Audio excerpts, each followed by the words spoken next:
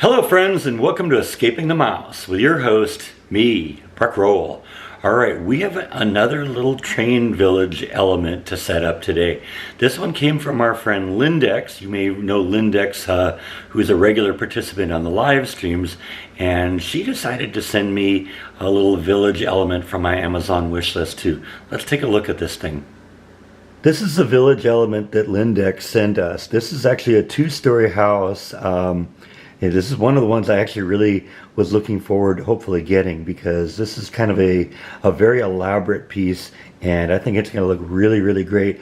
One of the neat things about this one over the other two things that I've done is there's not going to be any painting involved in this, because it was molded in 5 different colors of plastic. You get this kind of yellowish color here for the house, the white color for the windows, the gray color for the roof, the brown for the deck and porch, and then kind of looks like a gray-green color for the base. So I'm not going to have to do any painting on that. That should make this go a little bit quicker, and I'm looking forward to getting this thing going. So let's get going.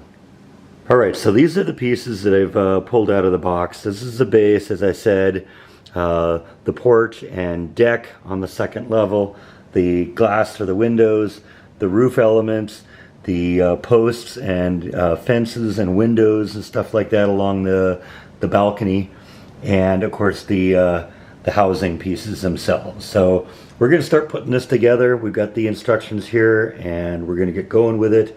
And I think one of the things I'm going to do a little bit differently this time than the way I did the deli last time was that I'm going to actually attach the windows before I put the building together. It was a little bit of a pain to get in there with the windows before when the thing was all put together. So I think that will make this thing go together a little easier, and we'll go from there. So first thing obviously I got to do is pull all this stuff apart and deflash it and smooth out all the edges, and that's going to take a little time, so I'll catch up with you in a bit.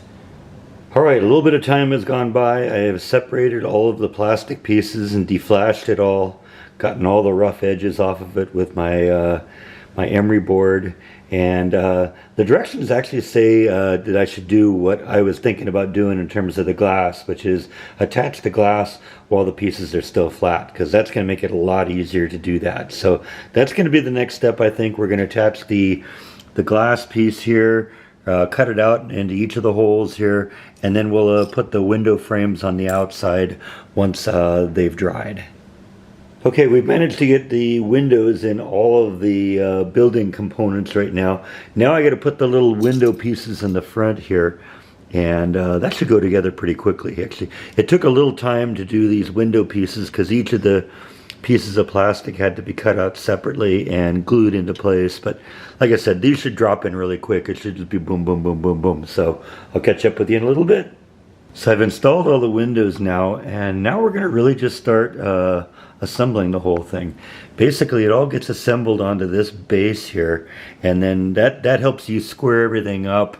And then once you get everything squared up, then it drops onto this main base right here. So next step is to get this piece, this piece, this piece, and this piece mounted onto this square base here. And so I'm going to do that, and I'll catch up with you in a little bit. So I got the first half, the front half, and the side half of the building attached to the frame, and I've actually glued the back and the other side half together, and I'm using my right angle squares to kind of keep that nice and plumb in the way it should be, so it'll dry right. And then when both of these are dry, I'll attach this piece to the other end of this, and I think that should drop together pretty well. We'll see.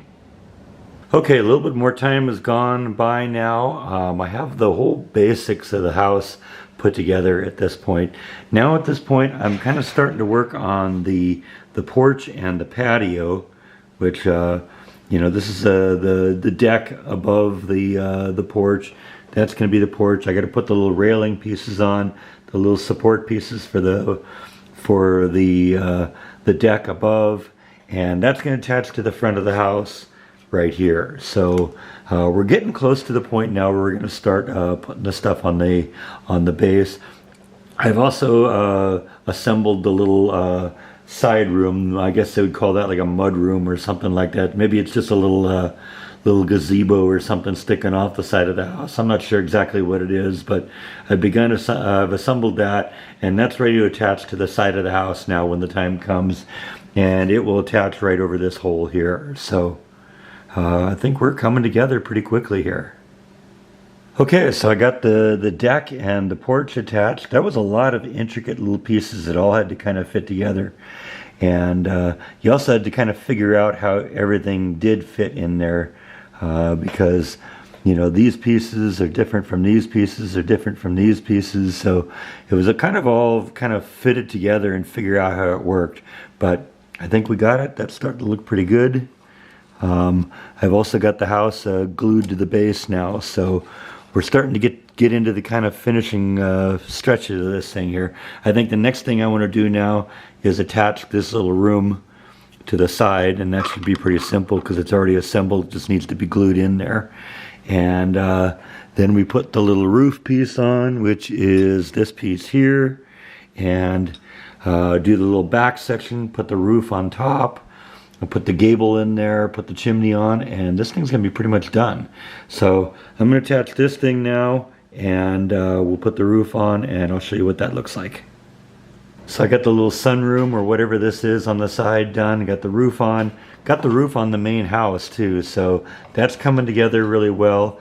Still got to do the gable over here.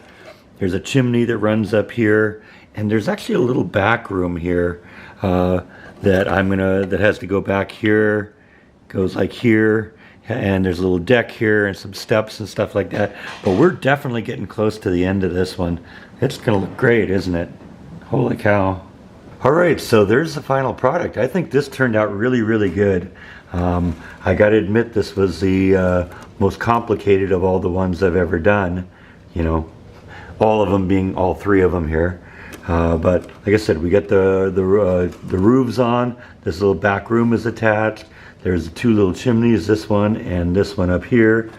The deck on the front porch was pretty complicated, but we got that together and looking pretty cool. Now, one of the things I noticed that was kind of interesting is there were actually a bunch of little spare parts for this. I think the plan was that what you could do is customize this a little bit, because there were additional doors and windows and stuff like that you could put in here. And I actually ended up using a couple pieces. There's this little winch piece up here above the window that really didn't have anything in the instructions that said what you're supposed to do with it, so I just put it there, and I thought, you know what, that's kind of cool. There's also this little clock here that it didn't really tell you what to do with, so I just put that there. I thought, okay, well, when you're out on the back deck here, you'll want to know what time it is, so now you can do that. Now, Lindex, the person who gave this to me, had a special request when she sent this one. She requested that I call this Annie's boarding house in honor of her Scottish grandmother, who I guess used to take in boarders to help make ends meet. So apparently Annie was born in 1898. So in honor of Lindex's grandmother, this is now officially called Annie's boarding house. So anyway, I think that's all that I have for today. Thank you as always for watching, and I'll see you next time on Escaping the Mouse. Good night.